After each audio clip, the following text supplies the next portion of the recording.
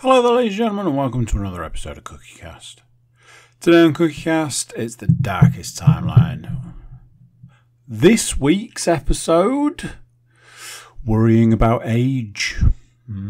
Is it better or worse than worrying about death? Find out. Cooking a big meal, doing a lot of baking, and anger management techniques. Do they work?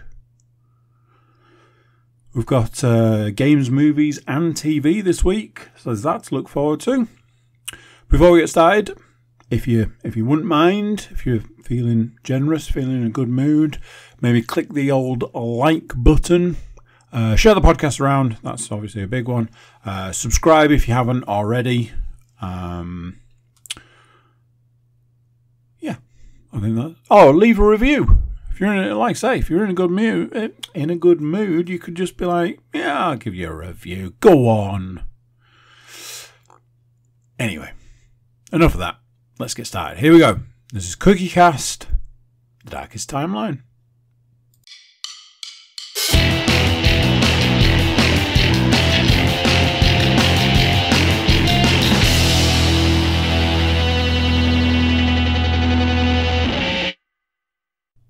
Hello!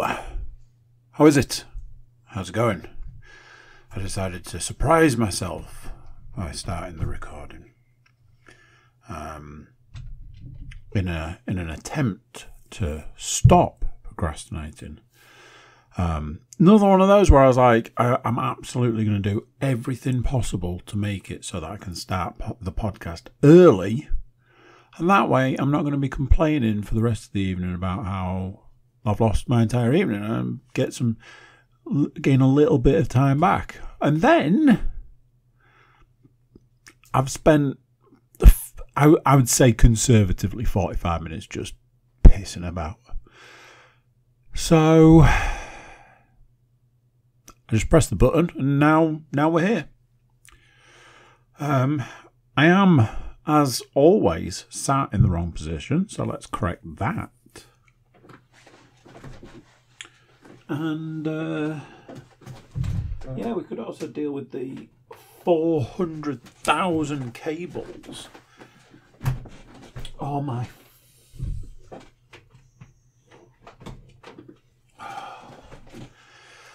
There's a part of me that wants to say, I don't know why we need all these cables, but I know what all of these cables are for. So, silly to say things like that. Does anybody remember a little while ago? By that I mean anybody that's listened to the podcast for more than 5 minutes. A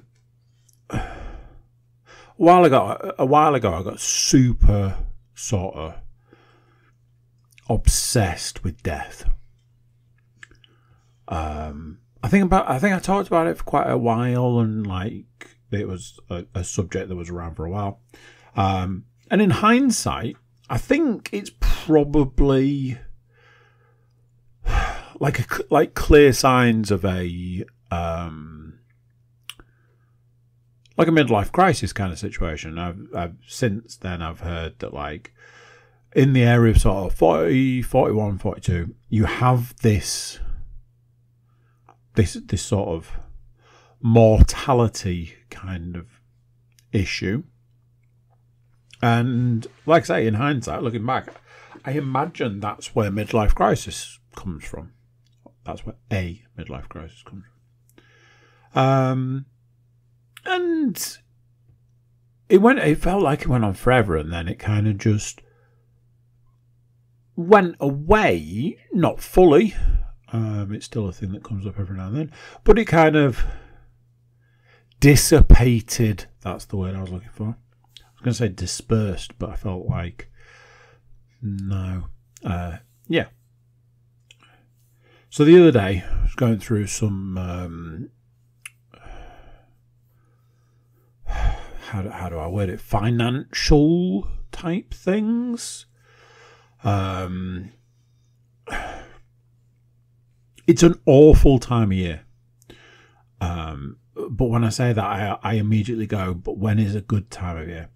I have this run at the moment where I have a lot of stuff that I need to pay out for over the next 3 months, and I don't have enough money to do it.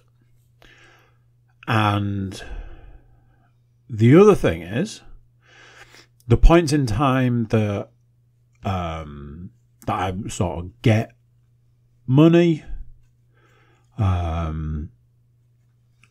payday being one, a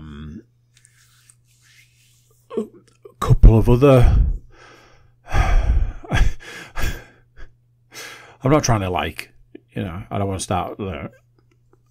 It's not airing dirty laundry, but I don't want to be sort of going into too much. Other revenue streams, let's say, they all come at a point in time that it's kind of like it's too late.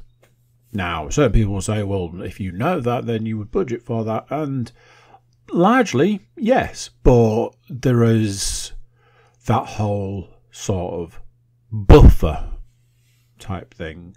You always should have a buffer. You always want to have a buffer. And if you go near that buffer or even into that buffer, it's always that feeling of, it's uncomfortable. So, I've got birthdays and birthday parties and that sort of stuff. And then like big ticket items, a lot of car related stuff. And then obviously you've got all the stuff that comes the back end of the year. So that's all going on at the moment. Another thing is that there's a series of like adjusted payments for things. Certain things go up at this time of year for X amount of time, and obviously you have that sort of adjustment period where you're like, okay, I need to pay this higher rate for the next 2-3 months or whatever. Then that drops down, but it's because it's gone up. When it drops down, you don't notice it as much, even though the amount is small. And you go through all of that. And it's just this sort of, I'm sure everybody has this constant, this money's coming here and that money's going out there, but that money that's going out there is too much. So that money that's coming in there at that time is this. And, I might have to use that money for this so that I can recoup that money from there. And it's that. So, one of the things is this increased payout. So it's like, I've got to pay more for this and that sort of thing. And then it's looking at how long that's going to be. So it's like, I'm going to be paying this. Paying into this for X amount of time. I'm going to be paying into this for X amount of more time. When that changes, how much will the price difference be between that and that? And you look at what you're paying out, and it's like, well, that's going to go up, but that's going to go down. But all of these things have a time scale.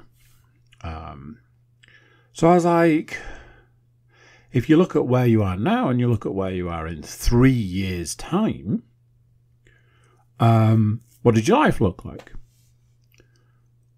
And I've never really, I don't think, I've never really done that. I've never really done that. Where will I be in 3 or 5 or 10 years? So I allowed myself the option, let's say, of doing that. So I was like, in 3 years, I'll be 47. So I have to caveat that straight away. In 3 years, I'll be 47 if I make it that far. And in 5 years, I'll be 49.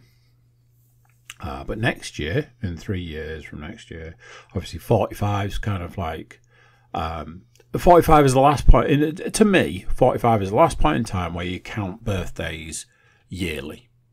After that, it's you don't count a birthday for 5 years, and then after that it's tens. And I think once you reach a certain point, you just give up counting birthdays. So I was like, 45, 3 years from 45, 48. 5 years from 45, 50. So I was like, I wonder what that will look like, when paying these things. Will I still be paying this at that point in time and this at this point in time? And, looking at the amount that's going in and the amount that's coming out at those points in time, it's like, cool beans. But then it makes you think.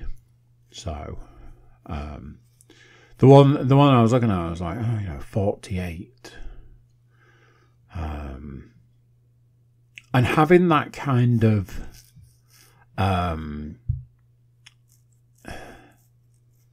if I make it that far, kind of thing, then makes you think about other stuff. So then I was like thinking about my children. So I was like, where will my children be at that point in time? And I was like, well and truly into the sort of the teenage years. That'll be fun. Sort of bearing down on like sort of a couple of teenagers, that sort of stuff. So I was like, okay. So then you start thinking about the other extreme. So it's like, okay, where will I be? Where will I be when my son is 18?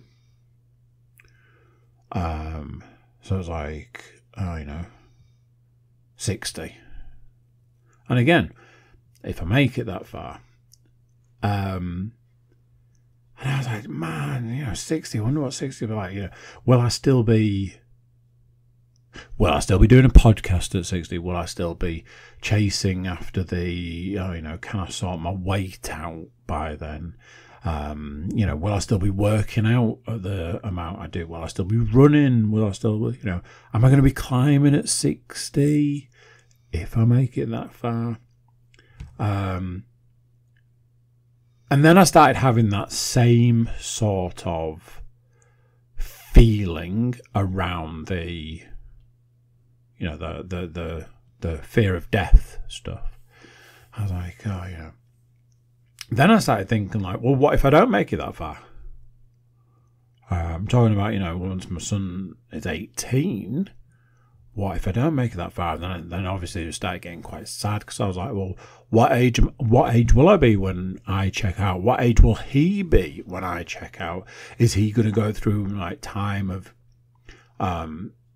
having to grow up without that parent? And obviously that all became very sad, very depressing, very not necessarily emotional, but it's not a great subject. I've got these two things. One, I know the rest of the story, and two, I imagine people are listening right now to this going, this is fucking depressing, isn't it? And yeah, it is. I just wonder if, you do the same. So, a couple of days later, I had this exact conversation. With Leanne. And because I don't want to be too presumptuous, I had to keep saying, if I make it that far. But part of the reason I had to say that was because I'd say something. I'd say an age or like a life, a milestone. Let's say a keystone, a milestone. And she would just give me this look, and I'd go, well, obviously if I make it that far. So I'm saying this, obviously if I make it that far. And then we then said something about like My son turned at 18. And she was like, she just went, well, you won't. And there was just this silence, and I went, I won't be around at that time. And then again, there was this silence, and it was like, that's super, that's super depressing. Obviously, I'm laughing. It's that kind of gallows humour type thing. I'm laughing at the fact that not only do I think this, but Leanne thinks that I won't be around in 12 or plus years. 12. What am I on about? 12 years. More than 12 years away. So, yeah. And at the time, it made me laugh. But I was like, but that's pretty depressing that every single person involved in this scenario is like, well, you won't be here at that time. So I'm like, well, what's that going to be like for him? At which point am I going to check out? And then he's going to have to grow up from that point without that parent. And you know, you do then start down that path of, oh shit, how do I prepare him? How do I prepare these children for that distinct possibility? Obviously, you've got the fact that it's nothing short of a miracle in some ways that I am here now. So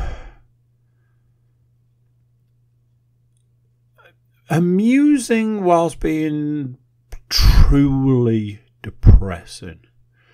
But yeah, you know, so it's good to laugh, even if it's at your own mortality.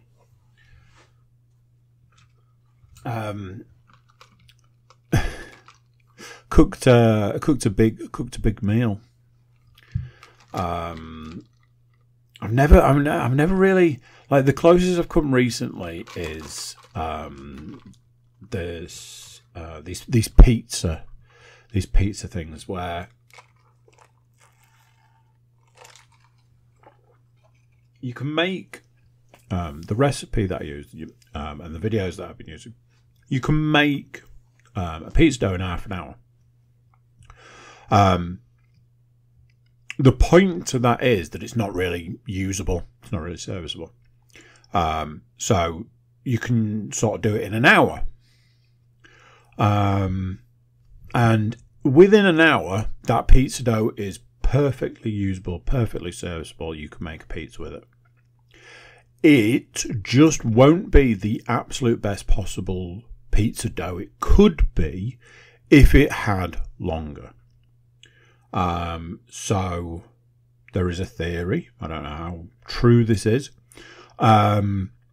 where a 72-hour pizza dough is the best possible version of a pizza dough you can get. And I'm pretty sure at this point in time, everybody's seen, and the only thing I ever think of is Domino's.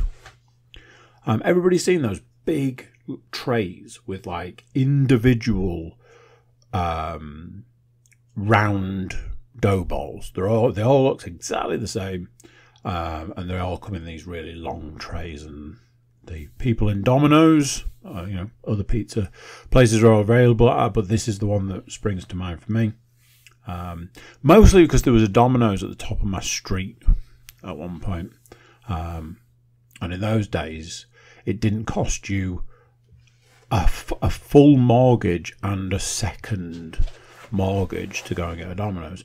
So every now and then we used to go and watch. You could watch them prepare the pizza. So they'd bring out these big, like, deep box things. They'd pull out these individual doughs and then roll them and make your pizza.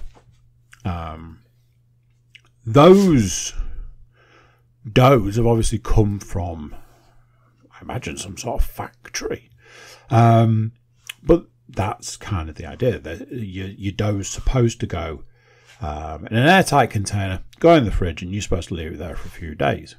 And then you get the best possible version. that is probably the closest I've come to making a meal that isn't, oh, I'm going to make a meal, here I go, and an hour later it's ready. You know, Christmas dinner, you can start you start sort of making that the night before. You do the veg and stuff. I've done that, been there. But I've never really done these long meals. So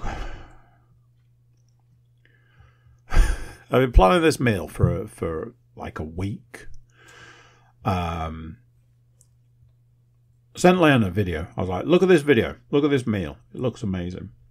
And it was like pork. And you do it so that you've got the crackling. And it was like funky mashed potato and like vegetables and all this like sort of stuff. It was like apple sauce or and it was like okay. And I showed it to her. She was like, "Oh yeah, that's it, yeah." And in true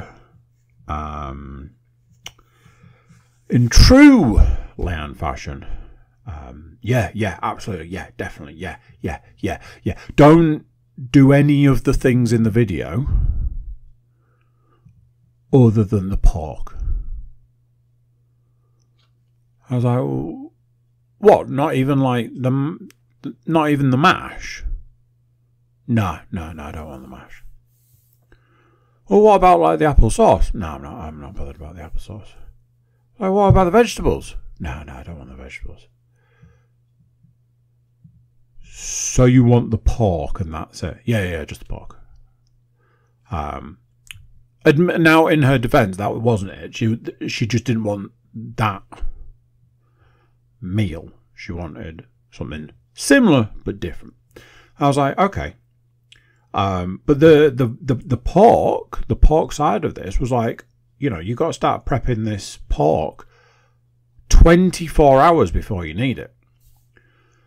So I had to work back from the point in time that I was going to make the meal and go, okay, so I need to prep this on Friday because I'm making it Saturday. So that's what I did. I set a reminder, set a point in time, set an alarm, all of this, and then I'm like, right, okay, here I go. I'm off to go and prep my pork. And it was a really big job doing all this prep. And I did it. And there we go. It's done. It's ready. It's in the fridge, waiting for the next day. Or so I thought. So for the next 24 hours, I keep going back to the pork, and I'm like, this isn't right. It needs doing again. It needs more of the same prep. So I did more of the same. I put it back. A little while later, I looked at it again. I was like, it's still not right, and it needs more. So basically, this was me for a day and a bit, to be fair. And then it comes to cooking time, and I'm like, do you know something? I think I've completely misjudged all the timings for this meal. So I thought I was going to start making it at 4, but it was going to take me 2 hours, and I needed it ready for 7. So I'm like, well, that's not right.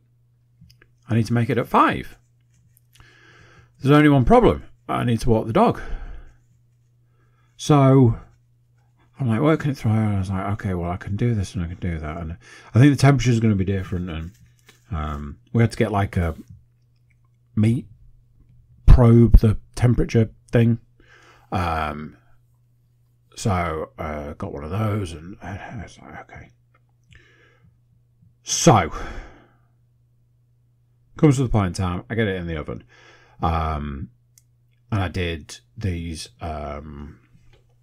smashed potatoes, which I've done before, but this was a long time ago, and this was before the days of the air fryer.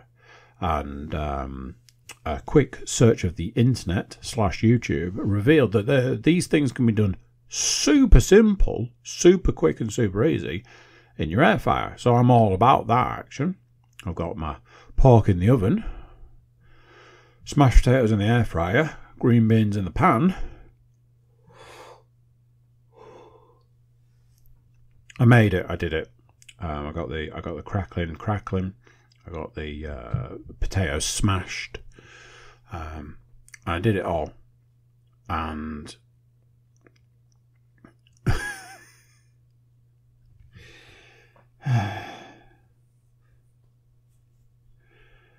oh dear.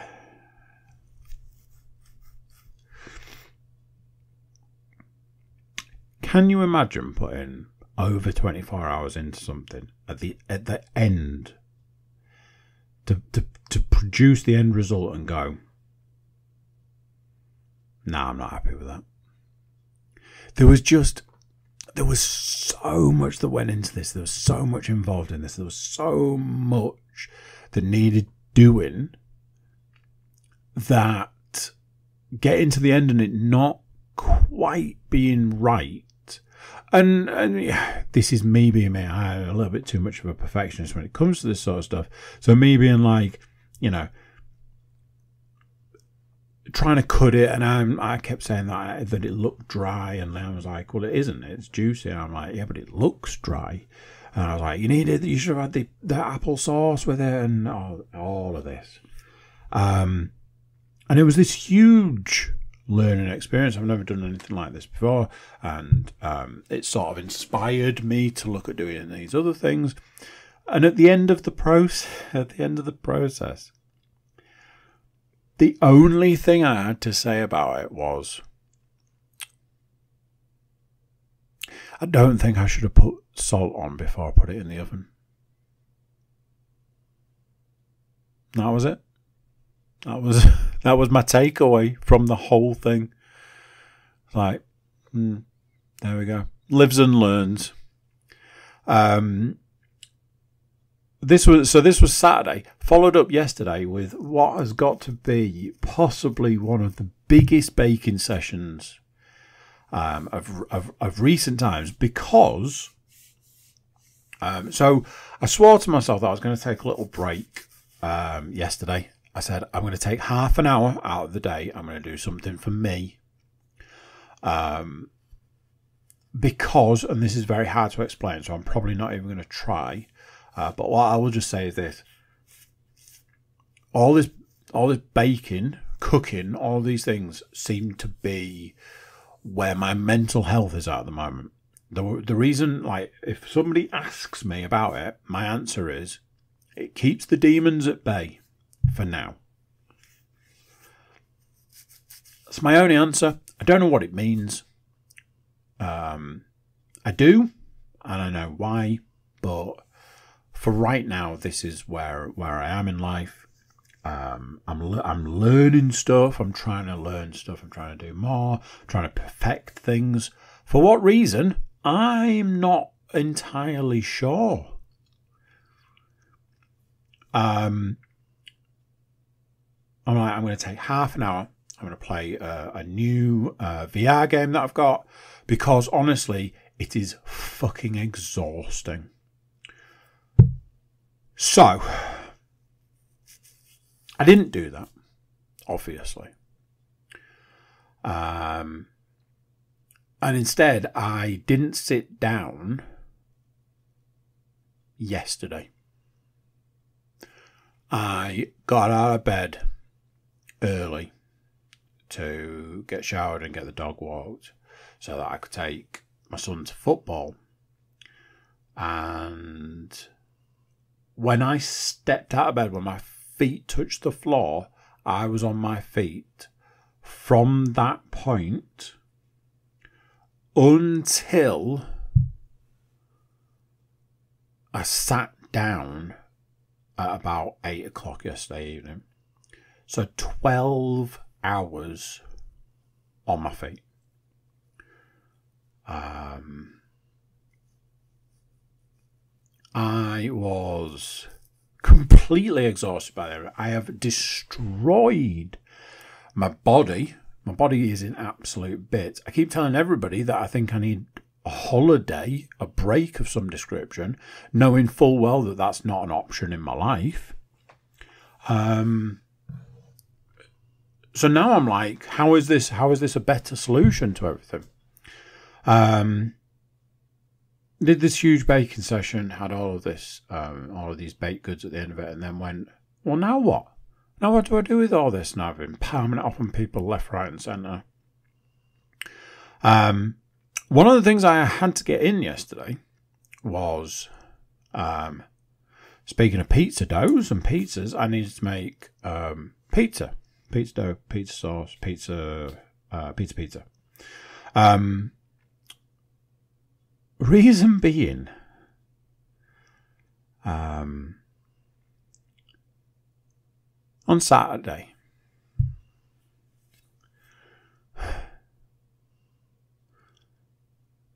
me and my youngest daughter sat for like 2 minutes, and I was like, hey, look at this video, look at this person, they're making an insane pizza, mental. And they were doing like a stuffed crust pizza, but they were putting all sorts in the crust, and then like the pizza itself. And she's like, "Oh my god, look at that!" And I was like, "Oh, that's amazing, isn't it?" And I think I said something silly like, "Do you like pizza?" I mean, really? She was like, "Oh yeah." She's like, "Daddy, will you make me a pizza?" And again, I know this will probably sound weird, probably sound strange, probably sound whatever. At that moment in time, I wished I'd had the ability to be able to say, absolutely, I'll go into the kitchen, I'll get the dough out, I'll knock up whatever I need to knock up, and I'll do you pizza for tea. But I didn't have the time to be able to do that. Like, even just sort of like the rest time alone, I think she was like half an hour away from tea time, and it would have taken a minimum of an hour. And I was like, oh, I will make you a pizza, but it won't be today. So I made sure that I was going to do it so that she could have it for tea yesterday. But it was the fact that she said to me, "Daddy, will you make me a pizza?" Now, obviously, one of those things, she's had a multitude of homemade pizzas in the last few weeks. The other thing being is that she's taken great pleasure in telling anybody who'll listen the story of me dropping the entire pizza on the floor.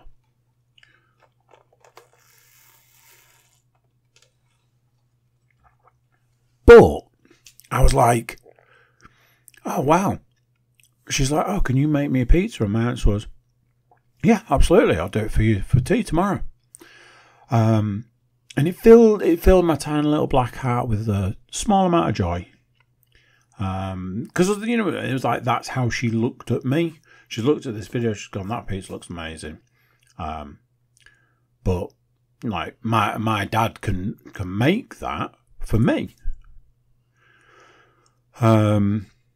So yeah, warmed my little heart, that did. Last week I was talking about anger management. I've had two interesting things in the last day or so. One, I was talking about an anger management technique that I was sort of aware of, but I didn't have a use for. Turns out I did have a use for it, and it's for driving. So now, when I get in the car, I sit in the seat, and I do a big deep breath, and then I do another big deep breath, and then I smile, a big juicy smile, and I set out and do my driving. And today I got home, I drove home, And I wanted to tell everybody in the house that I hadn't said anything.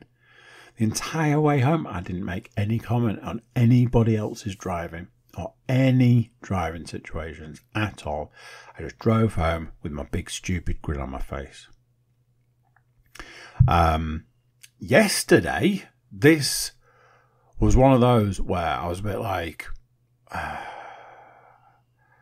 I think that's gone really well. I surprised myself, I think was the thing. I surprised myself. So,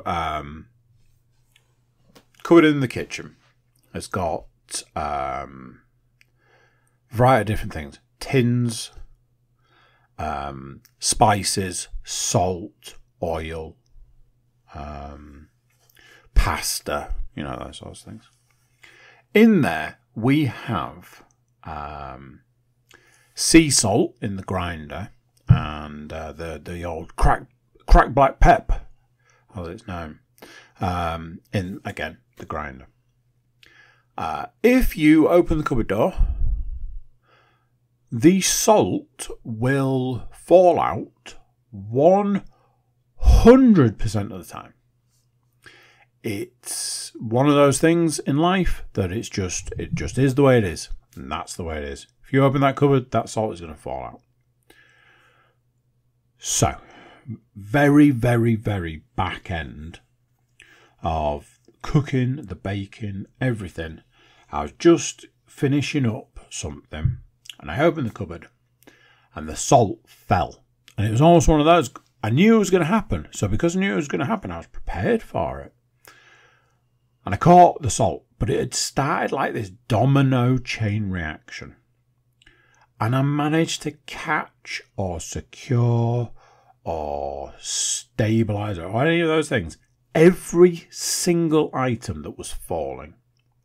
And it was like 10 things. And I've only got 2 hands, and I managed to do it with 2 hands. But there was one item that I didn't manage to secure. That item fell out of the cupboard and landed in a jug of coffee.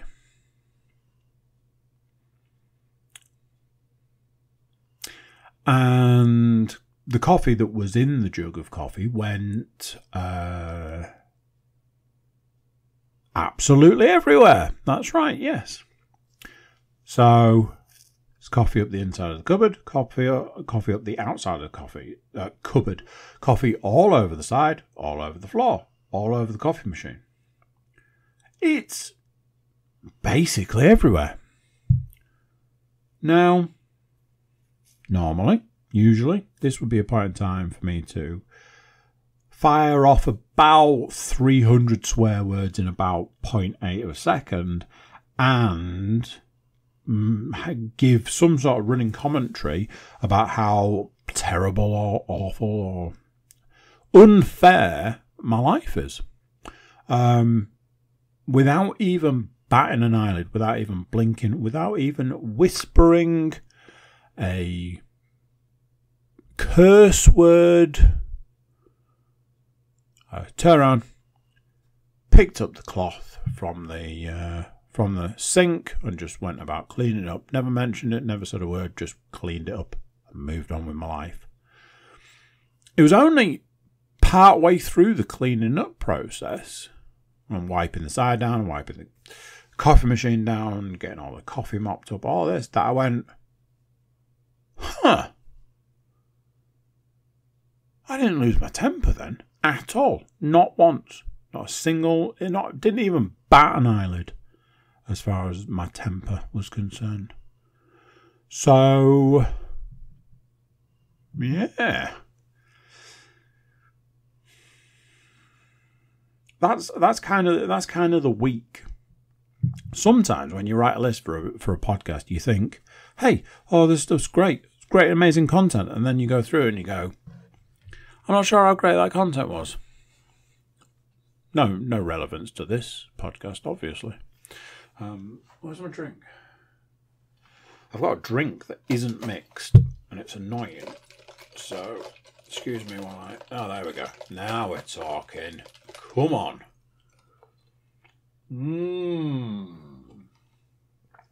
Delicious. So, entertainment-wise, let's talk some entertainment stuff. A couple of bits and bobs here and there. I didn't write it down, did I? I have watched 4 and a bit, but we'll just talk about the 4 episodes of Series 2 of Hit Monkey. Hit Monkey is through the Stars brand through Disney. So it's basically a way that Disney can do sort of I don't know, stuff that Disney wouldn't normally do. A little bit gory, a little bit graphic, higher rating kind of stuff. It's animated, and it's about a monkey assassin and his ghost friend. Yes, I know. Series 1 was really enjoyable. I really enjoyed Series 1. I went through it on the podcast. Felt it was very much I don't know, it was like I don't know what score I would have given it, 7, 8 out of 10 and stuff. Enjoyable watch, interesting concept, gory, etc. Series 2 has come along, and if I'm honest, I'd heard not amazing reviews. That in itself, not a great start. But I'm not a man to let a review dissuade me, unless, it's really bad. So I was like, okay, I'm probably still going to give it a whirl, at least. 4 episodes in as of this evening, and there are a couple of elements of the story. I don't want to ruin it for anybody, but how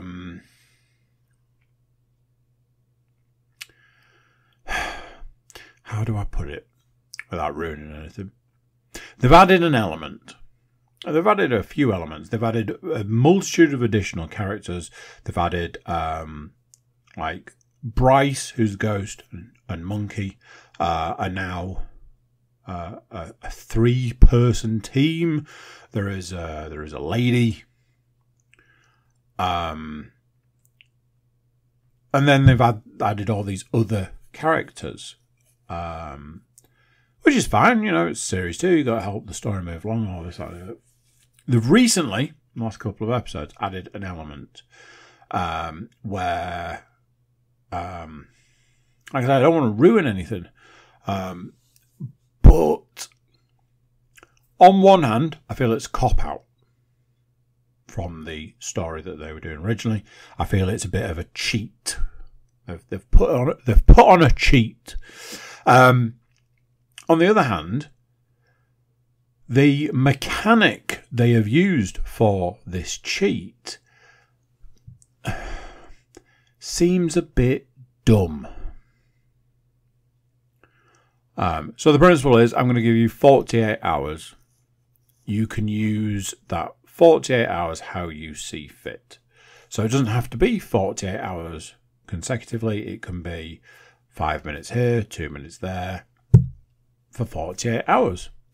If that was me, if you gave me 48 hours to use, let's say you gave me 48 hours to use a superpower, I would use that as sparingly as possible and try and just go about my life normally the rest of the time, and then go, oh, I can use a little bit of the 48-hour superpower to do this one thing, turn it on, do the one thing, turn it off. I use like 5 seconds.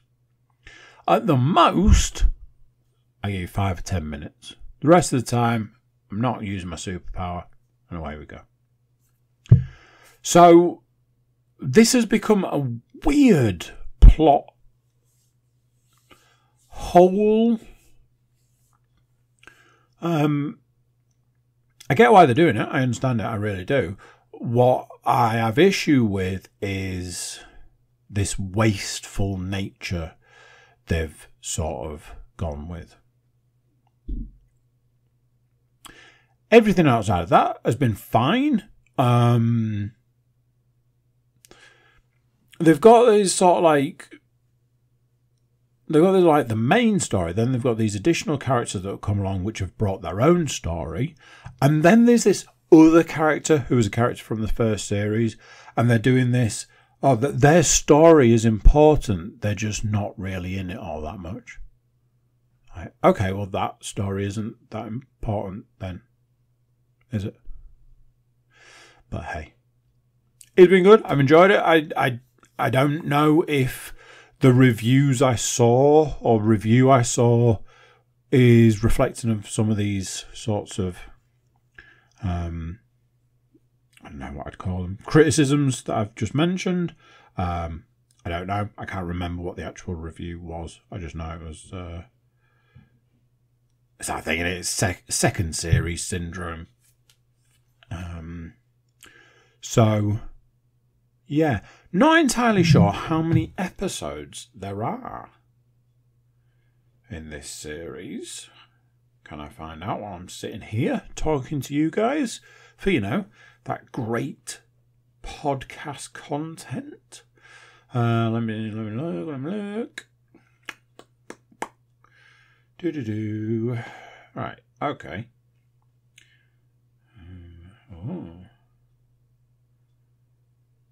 Here we go. Whoa, Hitman on Disney Plus. Why? Yeah, I had a feeling that it was. Okay, so there's 10 episodes, and I am on episode 5, and I'm only halfway through it, which is why we're not talking about episode 5. There, see? It all worked out in the end. Hitman is. Both Hitman movies are on Disney Plus. That's disappointing. Probably going to go and watch both of those films. That's probably more disappointing. We'll see. Like I say, with, you know, 5.5 episodes left, I do wonder where it's going to go. One of the story elements is kind of nearly wrapped up. So, I think there might be a secret bad guy. I think that might be a thing. And there might be a secret bad guy, but we'll see. I watched a movie, as I sometimes do.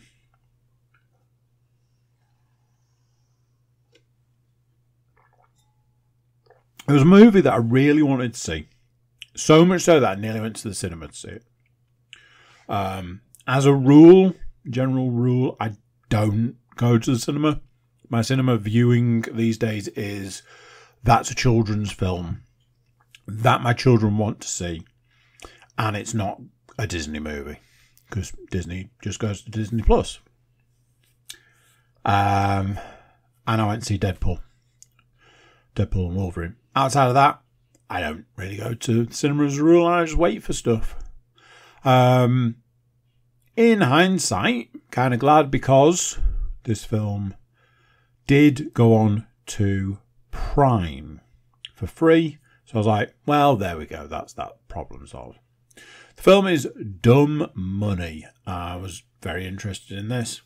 Had a good cast. And I was interested in the story. Now then. Something I will say is this. I do not understand the financial side of things. Sorry, I should probably explain what the film is if you don't know. Dumb Money is centered around the sort of scandal of the GameStop share scandal.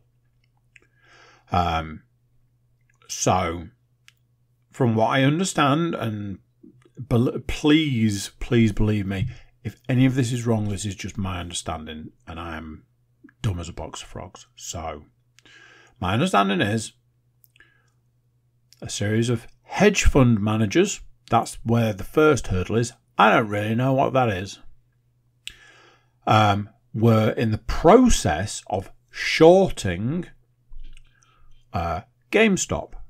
GameStop is a company in America, or was a company in America, that was basically like our version of Game, as far as I could tell, or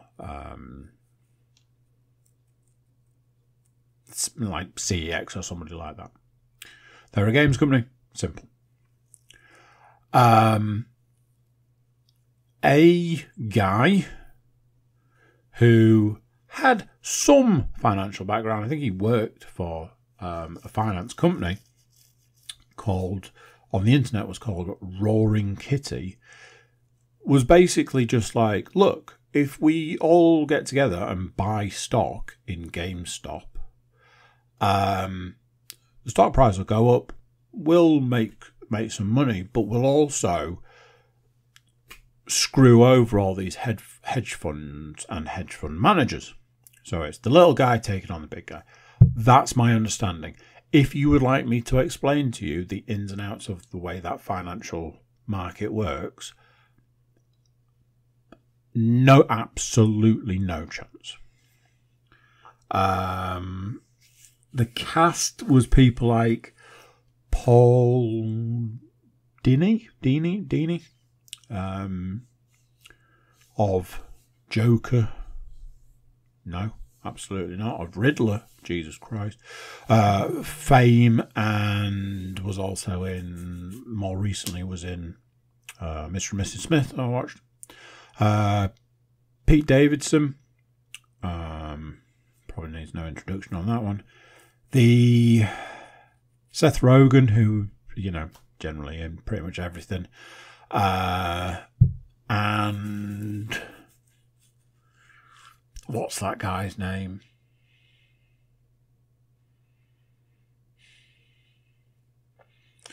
I think he was in Parks and Recreation, I think.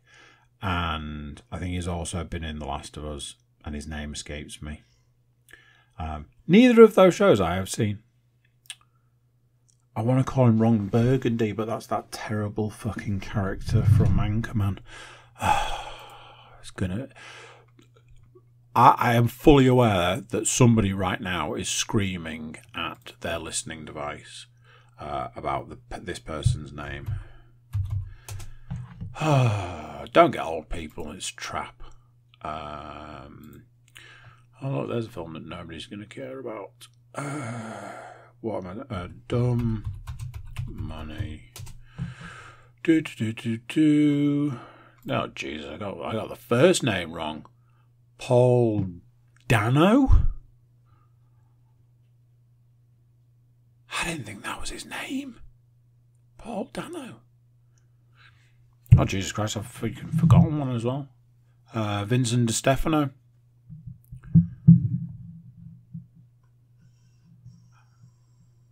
I mean that. Am I genuinely having a stroke right now? Because none of those names look right to me. D'Onofrio. That's not how I thought that name went. Sebastian Stan. Clancy Brown's in it briefly. Where's that fucking name gone?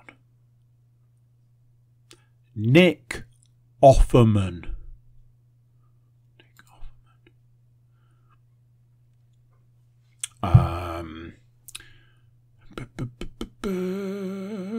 Ron Swanson was the guy who played in Parks and Rec. There's another guy who I feel like I should know.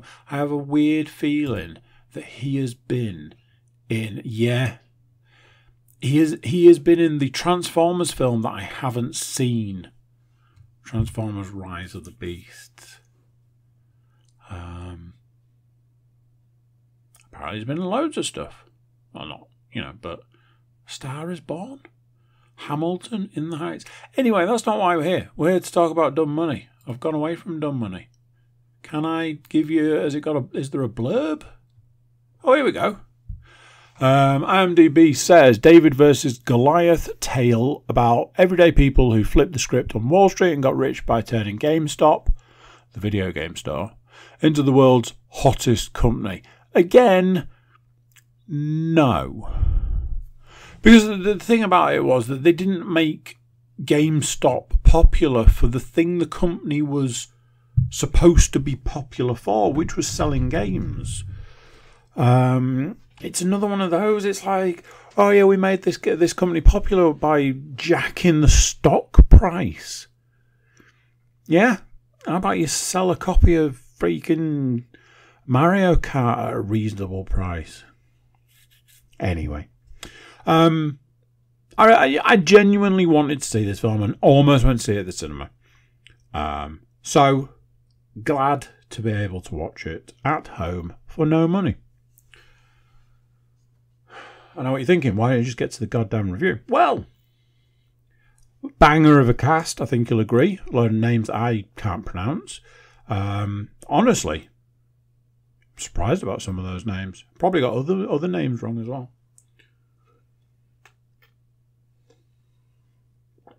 Is Seth Rogen really called Seth Rogen? Who can say?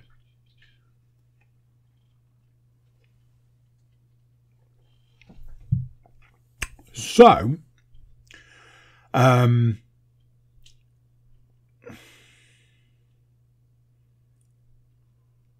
was very good. I didn't, as we can tell at this point in time, I didn't 100% follow the story. In the sense of, I don't know the ins and outs and the ups and downs. I followed along with the little people were investing money into these stocks, which was jacking the price up, which somehow, I think it was this thing that the people that are shorting it are betting on it to fail. So they buy shorts. Now, from what I remember, in the Big Short, that was the principle. They were betting on the house, on the property market collapsing. And it did, and they made billions. Anything like this, and this is kind of what the film portrays, certainly towards the back end. Anything like this, it's all black magic. It's all just nonsense. It's just a load of rich people making more and more money and a load of poor people who don't stand a chance. From what I can work out, you've got £10 or $10, you can probably lose it on the stock market. If you've got 10 billion, you'll probably make another 10 billion in the next day. That's basically it. The whole thing went through all these ups and downs where they were they were driving the share price up for this company. There was a distinct point in time where they were basically they were stopped from being able to trade, which I'm pretty sure put a particular company out of business. A company that was highlighted heavily that nobody really understood how this company was making money. And they kept asking them, how is it that you're making money? And even the guys who owned the company couldn't answer that question straight. It was almost like they didn't know. So that in itself was interesting. It's one of those films that, because it's based on a true story, it's sort of like interspersed with like real news footage and stuff from the time. Some of the stuff is where they've just replaced the person with the actor kind of situation. And other points in time, certainly towards the back end, it's the real film footage. Ultimately, it reached a point where the company did go out of business, and a lot of people made a lot of money, and a lot of very, very rich people lost a lot of money. Yay for the little guy. It did involve like quite a big lawsuit. The Roaring Kitty guy had to go before like federal court, but so did a load of these hedge fund guys. I will say this. Towards the very back end of that film, it made me a little emotional. A lot of this kind of the little guy just can't win. It's just not possible. The little guy will always be kept down, while these like 1%ers are always gonna do well. No matter what, they physically can't fail, and they're not allowed to fail. And then you get sort of all the blurby bit at the end, where the film finishes, but you get a load of writing, and it says like Roaring Kitty made $17 million, and then disappeared off the face of the earth. Basically went into hiding. And then it talks about like the companies that went out of business. But then it talked about the lawsuit, this federal court case, where they were investigating all of this sort of corruption, all these hedge funds, all these hedge fund managers that were all just having a whale of a time, scratching each other's back, bailing each other out to the tune of billions of dollars. And at the end of it all, they went, yeah, we can't see anything wrong in this. And that was the end of it. Case closed.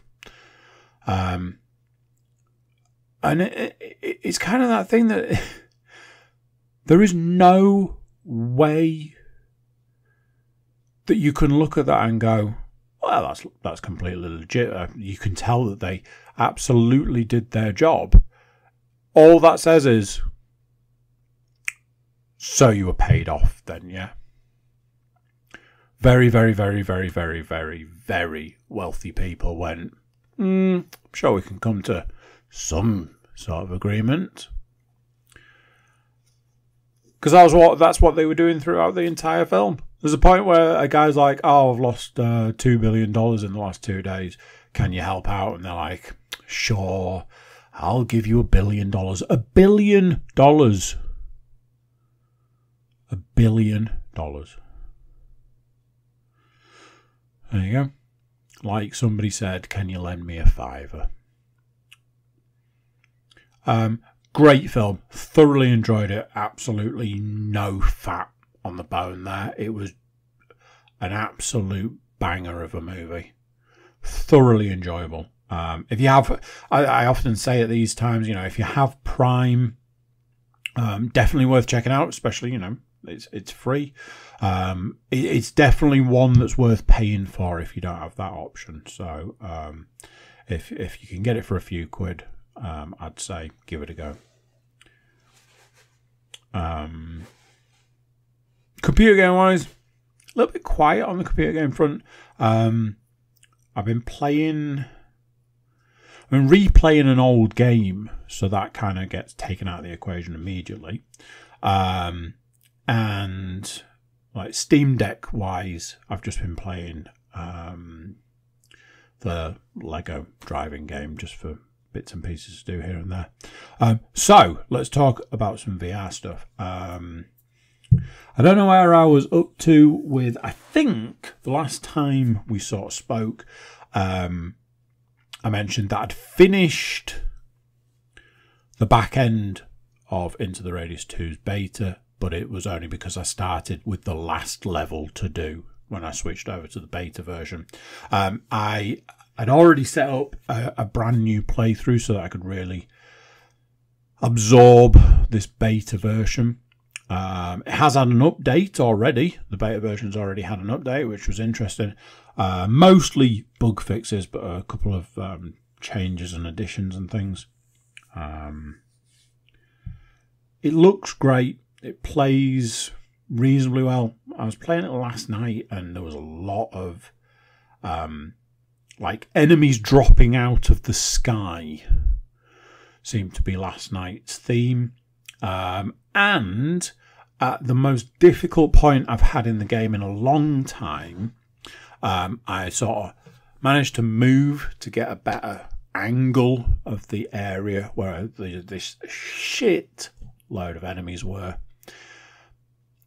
And I think I must have moved out of the area, which I think did some sort of weird reset to the area, and all of the enemies disappeared. And I was a bit like, I mean, yay, don't have to deal with them anymore, but it felt like cheating, which was a bit weird. And I was a bit like, if I return to this area, are all the enemies just going to randomly reappear out of nowhere? Because that's going to be loads of fun to deal with. That didn't happen. So it's been great. It's been a real enjoyment. A couple of things that I do really wish is that you could get the later guns, the later upgrades and things sooner, because at the point in time that you get those guns and upgrades and everything that comes with sort of level 3, the game, it's at what's being referred to as the soft end. So you just don't get the opportunity to use those items. And we're being told that we're going to get no new areas for this game this year, although they are expecting a couple of reasonable updates. I think this beta version is probably one of them. So I think we're only due one other update this year. It's just one of those. It's just making for difficult playing. But super enjoyable. It looks amazing with all these new additions. This beta version is chef's kiss. Absolute chef's kiss. It's beautiful. I just wish there was just more. I'd just like there to be more. But I suppose that's just greed, isn't it? Funny story. I'm on the old YouTubes the other evening waiting for a podcast to code.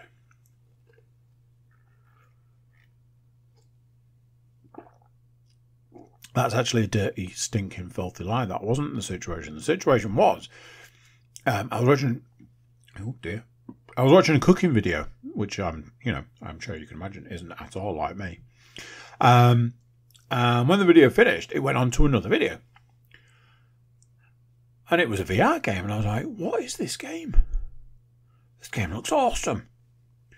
And it was like a guy doing like a clearing of a building. Building had been taken over by bad guys, and you were like going room to room clearing the building. But it had all these interesting mechanics. Blow open the door with a shotgun if the door's locked, and putting civilians on the ground and sort of like handcuffing them. And I was like, I've never seen mechanics like that in a VR game or in any sort of game I can think of off the top of my head. I do have Ready or Not, but I physically can't play that game. I just couldn't do it. I'm like, what is this game? It's a game called Split Second. Works on the principle of basically what I said. You are presumably a police officer who goes into a variety of buildings and does sort of room by room clearance, either taking out bad guys that shoot at you, or securing civilians, or there's the third option, somebody who makes themselves look like a civilian who ultimately reveals themselves to be a bad guy. What was interesting was I was like, I've got a demo of that game. Check my library. Absolutely. Got a demo. Never played it. It's like, right, well, let's play the demo and see what the crack is. Played the demo and a couple of things. One, it's early access. But early access meta, like the quest, it's called App Lab. Rather than when you do it through Steam, when it is just early access. So I'm like, cool. Secondly, because it's App Lab, early access, the The full game was like £4.50. I'm like, okay.